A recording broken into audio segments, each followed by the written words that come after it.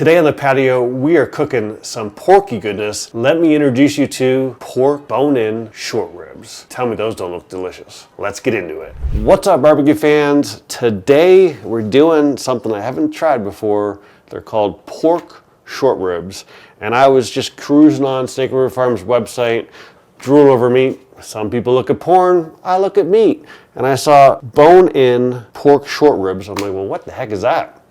Sounds tasty. So I ordered myself some, and today we're gonna try it out for the first time. We're doing it on the Kamado.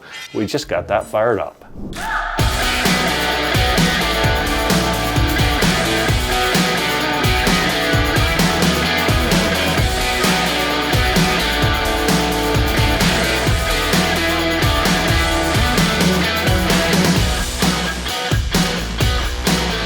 And today we're using Kamado's cocoa char, which is made from coconut shells. The one thing to know about this is it burns for a very long time and it burns quite hot, but it does take a lot of heat energy to get it burning properly. So a Grill Blazer grill gun is almost a must-have for it. Luckily, I got a 10% discount code you can use anytime below. But let's look at these guys. These should be kind of like an extra thick baby back rib, maybe. I got 2 packages of them, but I'm a growing young man, but I didn't think I'd open up both of them. I think one package is going to be enough. Now it says it's 2.8 pounds.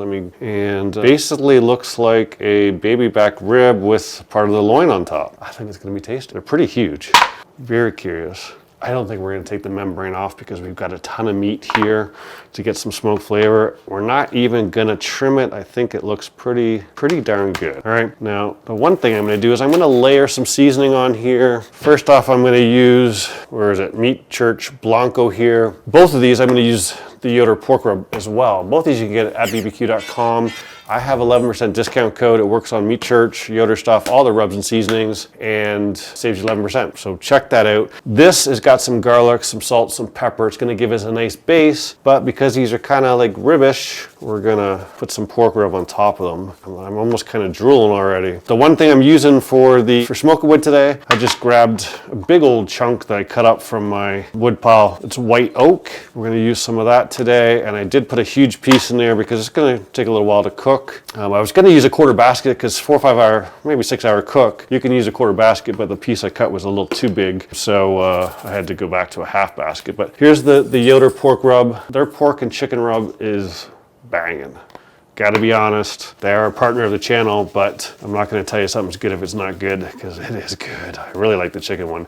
This one's got a little bit of heat in it, so be aware of that, but we're gonna mellow that out as we cook over time. We'll get a nice cover coating all the way around. Forget about the membrane there, we don't care about that. You know, we're in 2025, by the time this video comes out, it's gonna be a few months into 2025, so what I wanna know is how's your 25 going so far? What new barbecue thing are you gonna cook this year, learn how to make? Are you gonna go and learn how to make your own pizza doughs, which I got going on over here? You're gonna try and make some sausages, you're gonna make your first brisket.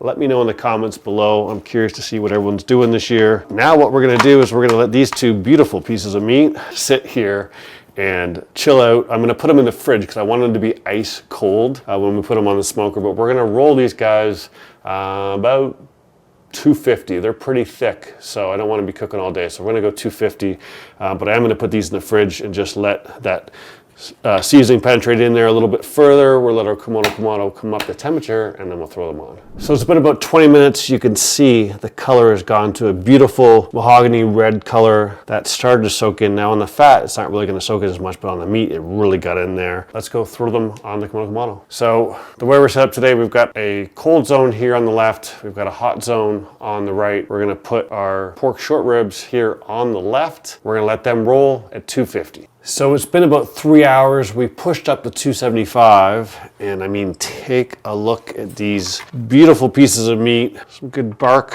formation, plumped right up. This one kind of split open, but I mean, take a look at that. Tell me that doesn't look absolutely delicious. So what we're gonna do here is we're gonna wrap these in some foil. I'm gonna get 2 pieces just because there's some bones. We will go down meat side like so. Well, I'm gonna go like this. I'm not gonna put anything in them. I'm gonna wrap them super tight. The secret here is I don't want a lot of room around them, right? I don't want them to steam too much. I just want them to finish cooking. These pieces of foil are a little too big, but. All right, so what's gonna happen here is these guys are gonna go down, or back out, meat side down, for probably another hour. All right, so an hour's gone by. I brought these guys in, and I gotta tell you, they look and smell delicious. Oh, I mean, look at. I'm gonna take a little bit of this guy, a little bit of this lovely tallow, and just pour some over top of this one side. No. Tell me those don't look good. I mean, look at that. The only thing I'm gonna do here is I'm going to put a little bit of a sauce on them. So these actually I got a little higher than I was looking for. Oh, they've already come down in temp. It's like 4 degrees outside. So we're at 202 in that thickest part here. This guy is 204, 205. So I got them up to about 207 actually, and then I brought them in real quick and wanted to let them cool down. So they're gonna be a little softer than I want, but there's a lot of fat to render out, so I think we might be okay. I'm like seriously tempted to leave them alone as they sit because they look. I'm gonna sauce one. Let's do it that way. I'm gonna sauce this guy right here. And I'm gonna put this back on in a sec, but I wanted to show you what they look like before I got to this step. I almost want to sauce them both because that looks pretty darn good to me. This one will just paint some more tallow on it.